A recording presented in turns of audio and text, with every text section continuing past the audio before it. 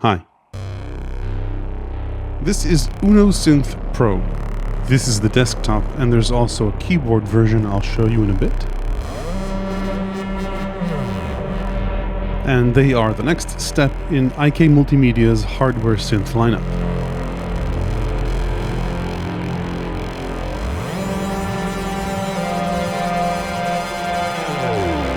The synth guts are identical in both.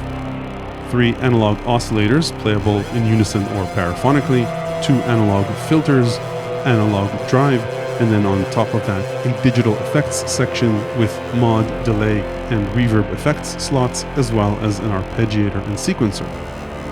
In this video, I'll take a deep dive look at these synths, go over their pros and cons, especially compared to other options on the market.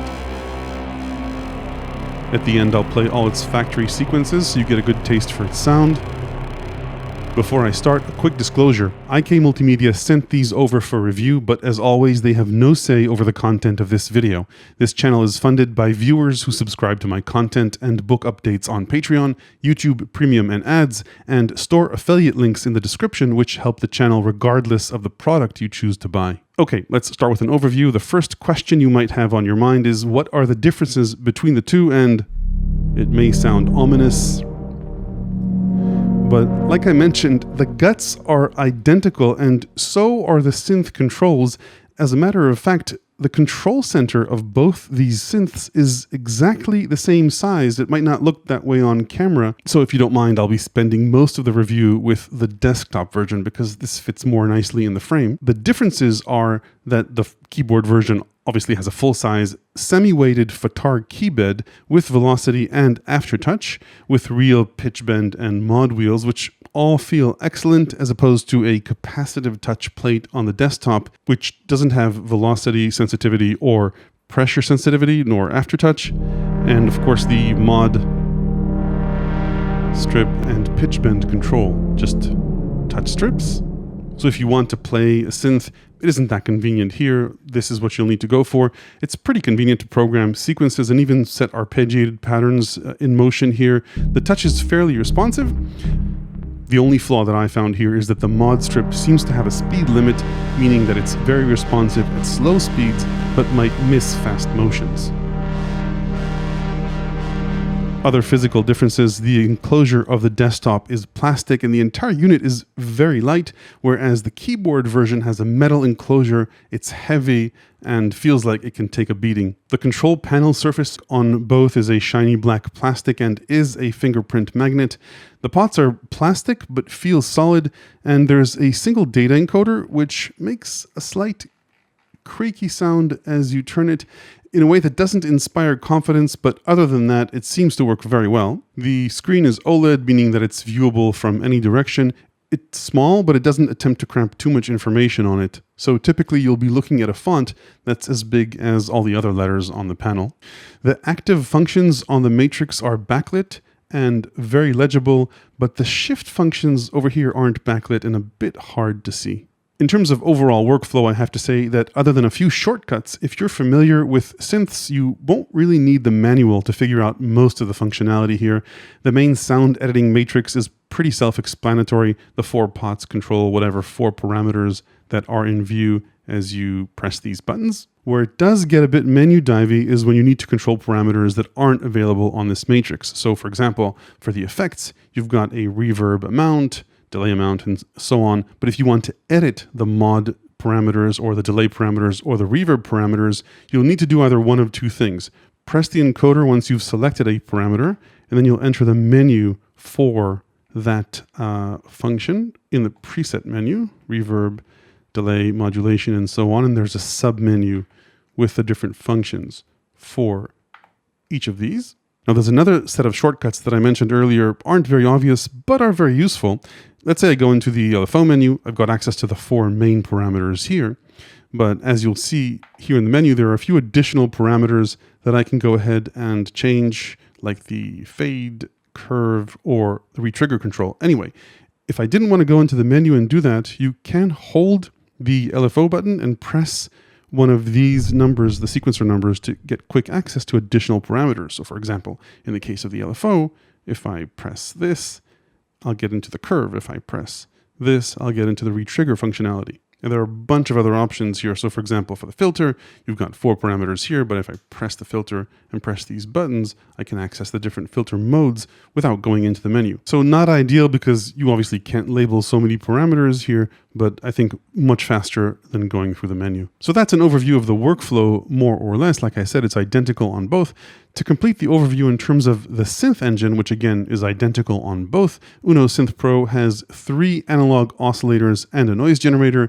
The oscillators can be either stacked or played paraphonically, meaning that you can play 3-note chords, but they'll share the same filter and amp envelope articulation. The oscillators then get fed into the mixer with independent level control for each of the 3 oscillators, as well as for a noise generator. There's an external input in the back for audio. You don't have level control for that. Then that mono audio gets routed into the 2 filters, which can be routed either in series or in parallel. The filters are a little bit different. We'll talk about that a bit. That audio then gets passed on to the drive in mono and then to the stereo mod, delay, and reverb effects. In terms of modulation, you've got 2 onboard envelopes and 2 LFOs, as well as a bunch of other sources in the mod matrix. Synth engine aside, you've got an arpeggiator with a couple of interesting features, we'll talk about that later, and a 64-step sequencer with multiple mod lanes, and you can change sequences in a song mode. And then something that can't be taken for granted with analog synths, you've got 256 presets, 128 factory presets, and then 128 free slots, and you can overwrite the factory presets if you want. Let's take a quick look at connectivity. Both synths are identical in terms of ports on the back, except for power. They can both be powered by USB, micro USB unfortunately, but the keyboard version comes with a power supply which plugs into a dedicated power jack in the back, whereas the desktop version has an additional micro USB power jack that you can use to power the unit. Say for example, if your computer doesn't have enough juice or you're experiencing ground noise issues through the data-enabled USB jack. So you can both power it and send data through one slot, but if there are issues, you can always use the second one for power. Aside from that, you've got 2 CV gate inputs and 2 outputs, both pairs assignable from the matrix as mod sources and as destinations, including clock sync and a mono audio input that can be routed internally, like I mentioned before, or after the filter and effects, and both a headphone output and 1/4-inch balanced outputs, which is great again for noise reduction. You've also got full-size MIDI in and out with the output assignable as a through. So that's the overview. Let's take a look at the details, go into an empty preset, see what this sounds like. In terms of wave shapes, the 3 oscillators are identical. You can morph from a sort of triangle with a little shark tooth that blends into a saw, that then goes into a square, and then a narrow pulse. You can modulate this with the LFO anywhere you want, so a pulse with modulation through the mod matrix or any other kind of shape modulation that you want to explore. Each of the 3 oscillators can be tuned plus or minus 24 semitones.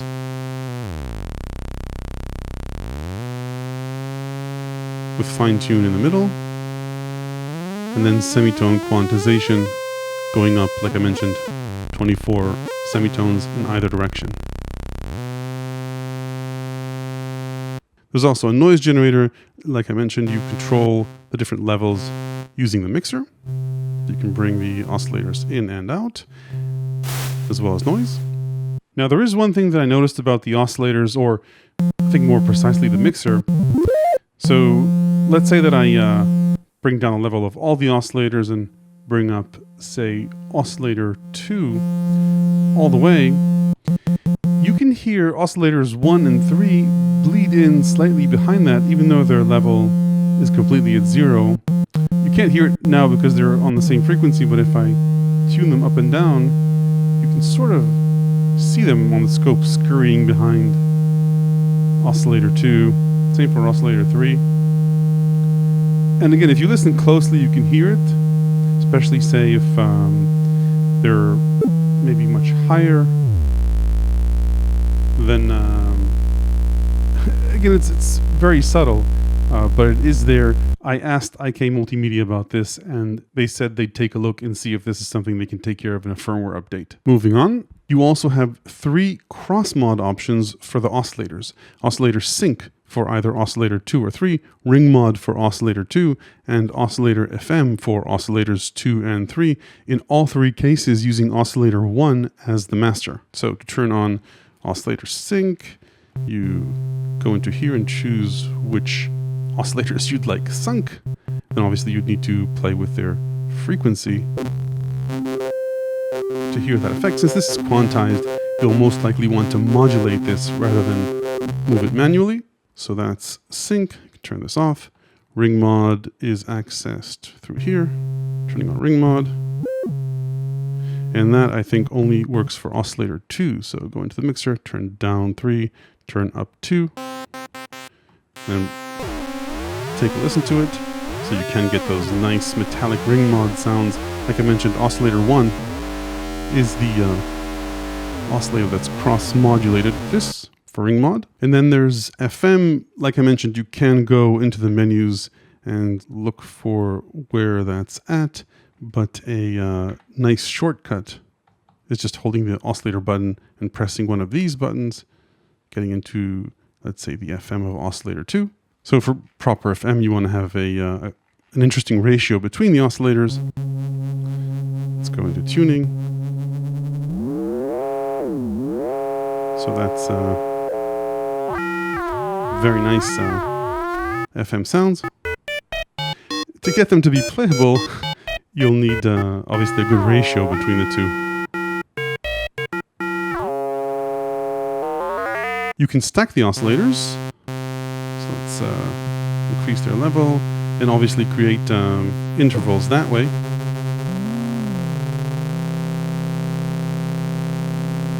And oscillator 3. Let's maybe make this less buzzy on all three. Anyway, so you can stack any interval you like.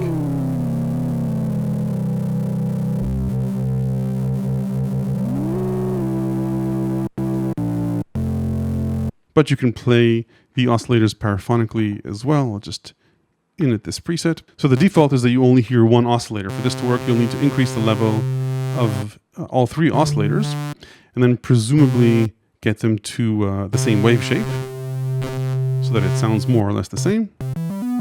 Anyway, right now they're playing in unison, but if I press the voice button and go into paraphonic mode, then I can play chords with the three oscillators. But of course, only up to 3-note chords. So once you play an additional note, one of the notes will get stolen. And the oscillators share the same filter and the same filter envelope and VCA envelope. So where that comes into play, for example, is let's say that I choose a slow attack envelope. Okay, that will only apply to the first note. As I add additional notes, they'll come in and out immediately. Let's also make a slow release. So if I release this first note, it'll decay slowly and start slowly. The other notes will start and stop immediately. And if I hold this note and release this note, then that will decay immediately. And then only the last note will fade out slowly. So bottom line, if you're playing chords, things will work fine. If you're playing individual notes and then chords, you might get some quirkiness. That's the trade-off with paraphonic synths. Also, there's at least currently no paraphonic unison. So if you play a single note, you'll get a single oscillator and then the other oscillators turn on and off. Some synths will play all three oscillators when you play a single note and then steal oscillators as you add additional notes. That mode isn't available here currently. Let's move on and talk about the filters. Like I mentioned, there are two of them, which you can route either in series or in parallel, and you can also bypass either one or both.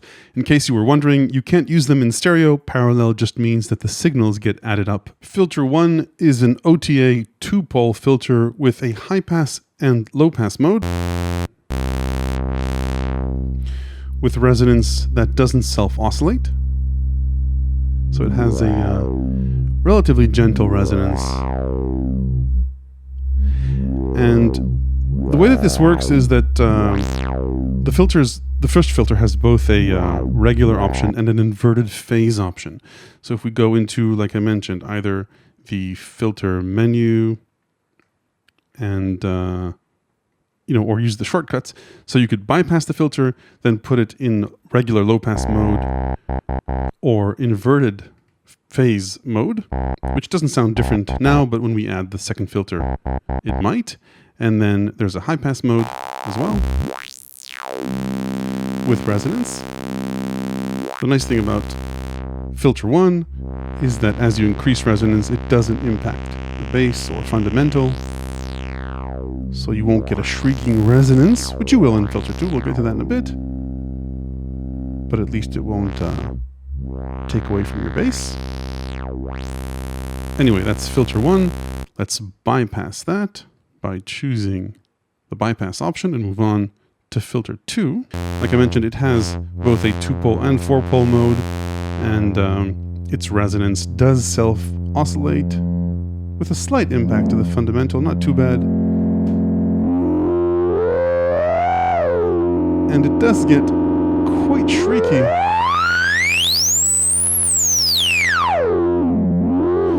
But yeah, sounds great. And this is without the drive circuit, the analog drive circuit on. We'll get to that later. Anyway, so pretty musical self-oscillating filter. Like I mentioned, it has a few modes, which again, I prefer to access using these shortcuts, but you do need to remember them by heart.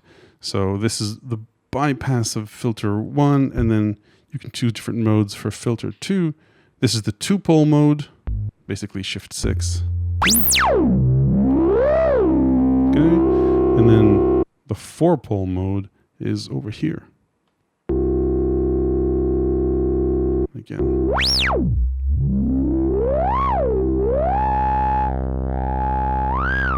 So that's the price you pay for not having knob per function. So just to summarize, filter 2 is either 4-pole or 2-pole low pass, and filter 1 is either low pass or high pass. Where things start to get interesting is if you put them in series or in parallel. So again, choosing the options, either using the encoder or using these buttons.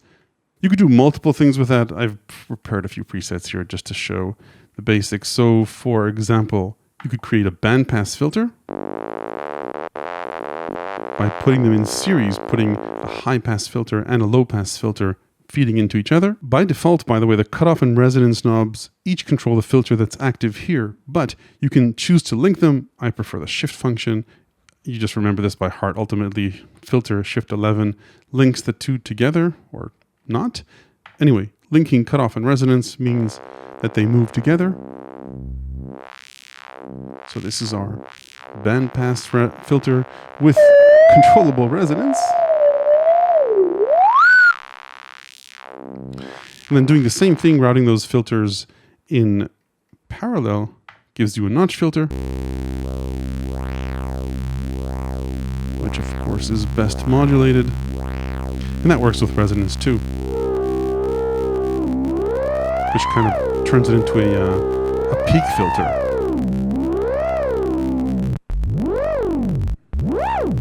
Like I mentioned, I think it's mostly when the filters are in parallel where the phase matters. So let's say, check out this sound with a regular phase for filter 1 and an inverted phase, or with high pass, regular, and inverted. So just go for the sound you like.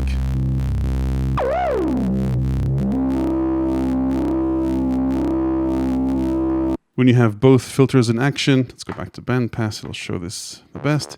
Then you've got an interesting spacing parameter. So for example, I've created this bandpass filter, which is relatively narrow, but I can control the spacing between the filters to make it wider or narrower as I choose.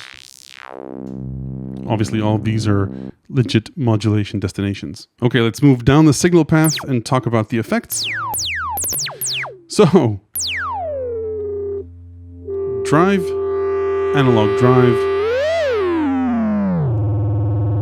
which treats the resonance very nicely.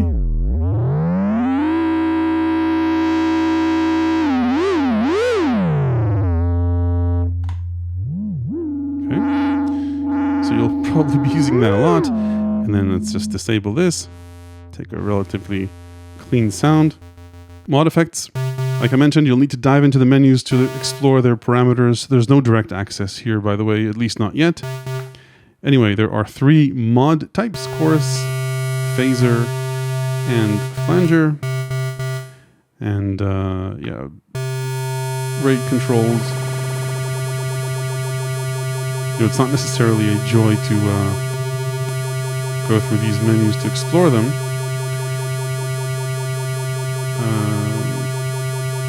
Yeah, modulations. Just going to the chorus because there are a few chorus modes.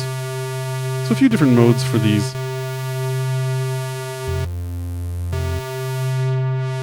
So those are the mod effects. Let's take a listen to the delay. Maybe I'll get an arpeggiator going.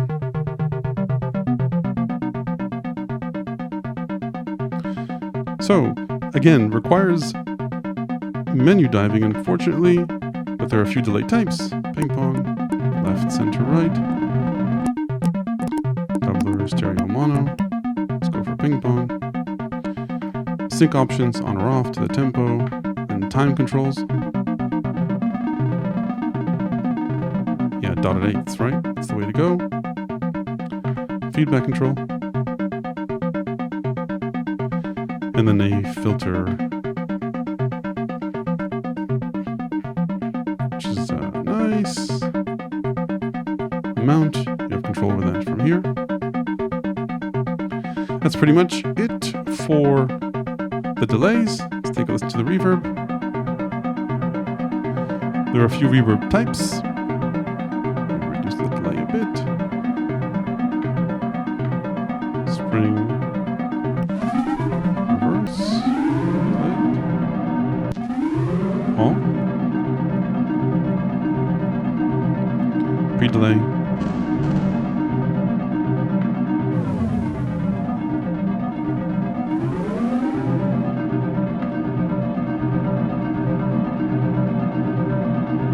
Time low and time high if you want to impose limits on the range.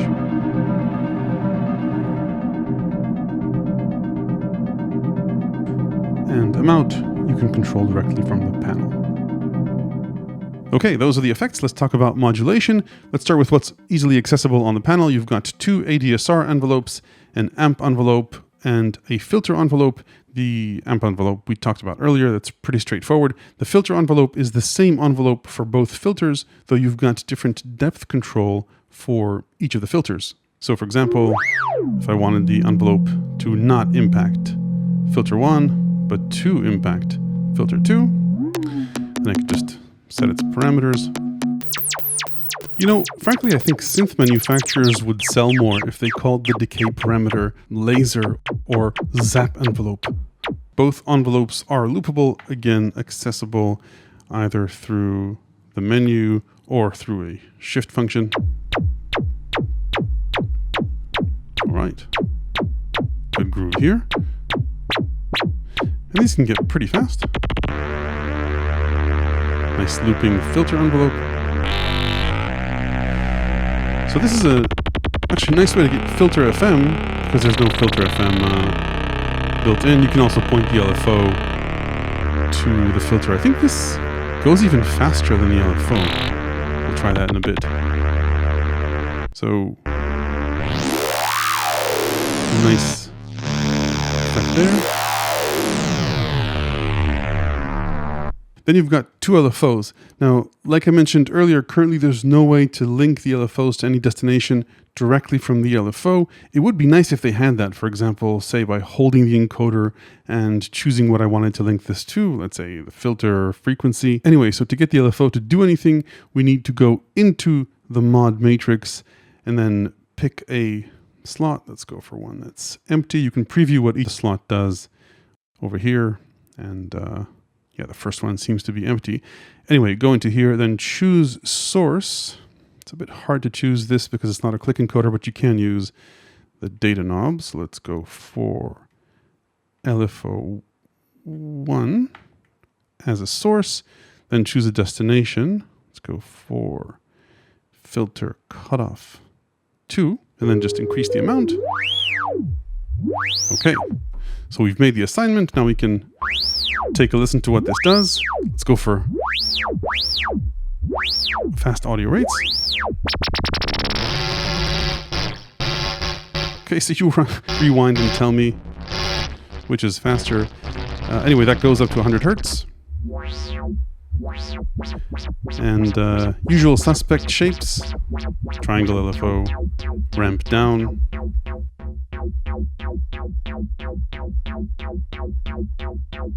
Ramp up. Square.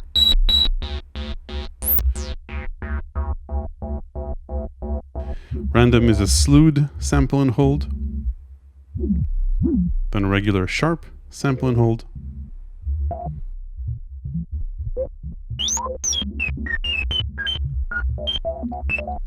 And noise. So yeah, that's the mod matrix. Here too, like I mentioned earlier, I think it would be nice if they had shortcuts. So currently, you can see what's being modulated. There's no mod depth here, but hopefully they'll add that so you can get a quick overview of what's going on in the mod matrix. But if you want to assign sources or destinations, you'll need to either use this, which is a blunt tool, or use this, which is a slightly less blunt tool. It would be nice if I could just select a source by holding this and touching a knob. So say, for example, if I wanted to use LFO2 as a source, hold this, press the LFO. And same for destinations. Let's say that I wanted to set oscillator wave 2 as a destination. Just do that using these buttons. That doesn't work currently, so you will need to go through the menus. In terms of actual sources and destinations, there are dozens of them. Obviously, velocity and aftertouch are only relevant for the keyboard version, or if you've got an external keyboard connected to this, but a bunch of sources here, as you can see, including CV, the CV inputs, CV gate inputs, and ties or gates in the sequencer. So those are the mod sources. In terms of mod destinations, again, quite a few. Waveforms for pulse width or any other kind of modulation, tuning, pitch, for the oscillator cross mods, and even a few effect controls.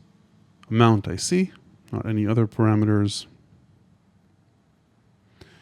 And you can also modulate the depth of mod source slots. That's actually not ideal. I think the way this would work ideally is if you could have a controller in the mod matrix rather than use another slot. So say if I wanted the mod wheel to control the depth of the LFO modulation, right now you'd need to assign a new slot to do that, as opposed to just use a controller within the mod slot itself. So that's pretty much it for the mod matrix. Let's move on and talk about the arpeggiator and sequencer. The arpeggiator, it's got most of the features you'd expect, plus a bit more. It's got hold, obviously, which is useful. And you configure the arpeggiator parameters by pressing Alt. And like I mentioned earlier, it's a bit hard to see, but these labels here on the bottom. So for example, the arpeggiator direction. I think there's something like 10 options for that here. And then you can control the gate length. Okay, using this parameter, you can add octaves using the plus and minus.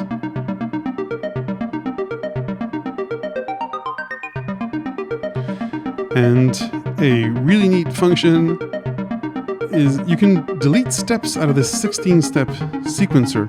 Yeah, I just changed the pattern. Let's get it back to what it was.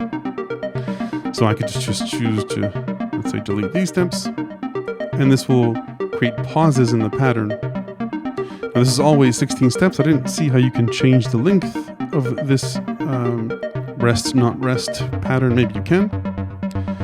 And yeah, with a touch-sensitive surface, you need to be careful not to accidentally touch the plates.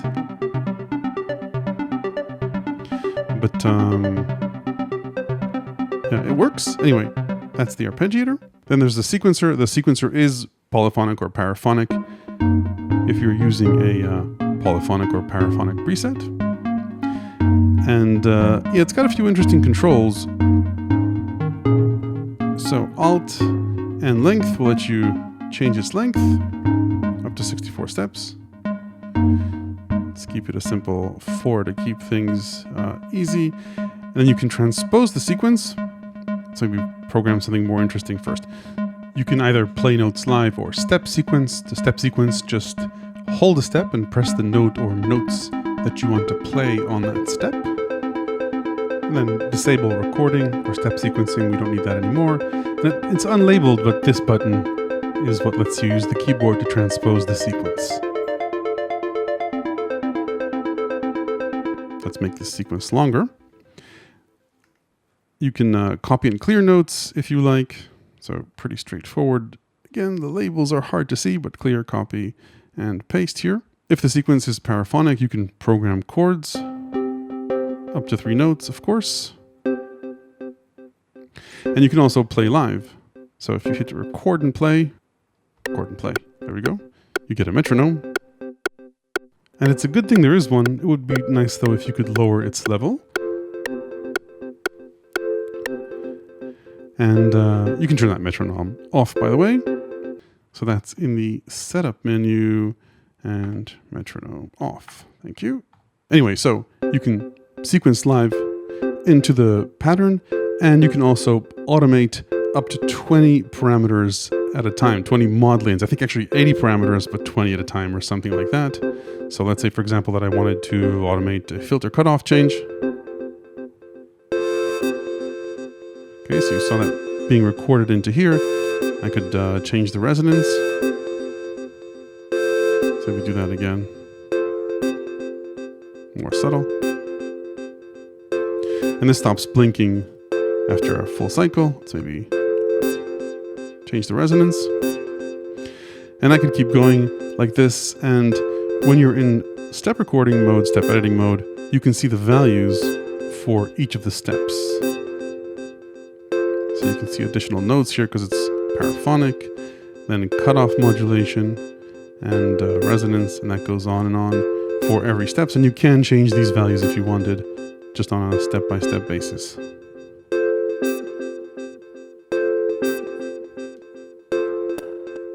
Then there are a few other sequencing features. Let's maybe enter a slightly different pattern for some variety. You've got sequencing elements like accents and ties. The labels, again, hard to see, but there. Direction, backwards, back and forth. And I think we covered everything. There's also swing, which also works for the Arpeggiator. And yeah, I think we covered all the sequencer features. Next up is song mode, so you can chain patterns. Let's say that I wanted to create a song that is, let's go for 3 patterns long, and then you just, hold the step and then choose the pattern you want. Let's go for preset 1, preset 2, and preset 3. Let's see how this goes.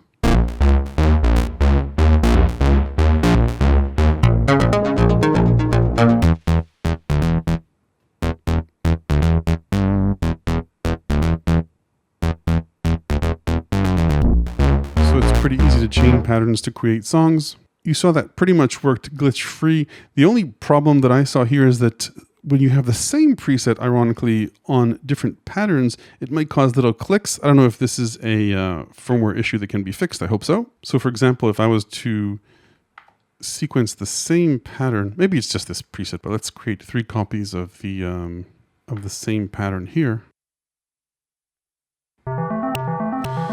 So you hear that little click. Again, maybe it's preset dependent, but if I was just to play that pattern repeatedly, not in song mode,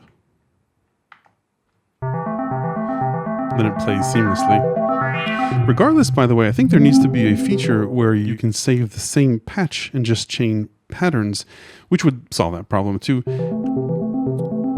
So for example here, as I change a parameter, it works across obviously every repetition because it's the same pattern repeating. But if I was to go back into song mode and play those 3 patterns, the same pattern, same preset 3 times, when I change a parameter, it zeroes out every preset change in the pattern. So bottom line, we need seamless transitions between patterns that use the same preset, or just a way to make patchless preset changes. Okay, let's wrap up just by looking at the setup menu to make sure I didn't miss anything. There's, master tuning, MIDI controls, including soft through for the output, and sync, send and receive, keyboard. This is actually a fun one. So you can set a velocity for the desktop version because it's a fixed velocity.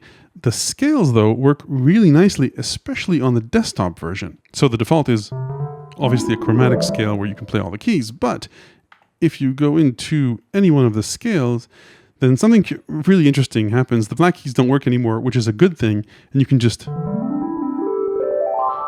play up and down the keys, and a lot of keyboards will quantize the notes to the nearest key. So, for example, in the pentatonic scale, notes would repeat. What they did here is just let you play up and down the keyboard, which I think is pretty cool as a performance tool. It does mean that this is no longer an octave distance. So things start on the root note here and then go up and down, but I think it's more fun this way. Okay, let's talk about the pros and cons of these two synths. The first important thing is obviously how they sound. I'll play all their presets for you at the end of this video so you can judge for yourself. And then there's pros and cons compared to other synths, both at this price range and more expensive ones. So if you look at the feature checklist, not the number of knobs, both Uno SYNTH Pros give any analog synth at the desktop or keyboard price range a run for their money. For example, at more or less the desktop price, you'll find mainly Behringer mono synths, which have more hands-on controls but don't have the ability to save presets, as well as plenty of other features here like advanced motion sequencing, 3 oscillators, 2 filters, effects, and more. Interesting competitors with keys at the desktop price range are the Bass Station 2 and the Circuit Mono Station from Novation, which can save presets and have advanced sequencers and more hands-on controls, but fewer oscillators, filters, and effects. So from a price perspective, the desktop has a great value proposition. As far as the keyboard version goes, the competition at its price becomes stiffer because the competition also includes polyphonic synths like the Minilog XD or DeepMind 6. That said, what you pay for is pretty clear. If you want physical keys with velocity and aftertouch and physical mod and pitch bend wheels, go for this. If not, just go for this. At $400, you get a 3 oscillator, dual filter, analog synth with analog drive, digital effects, and a very decent arpeggiator and sequencer.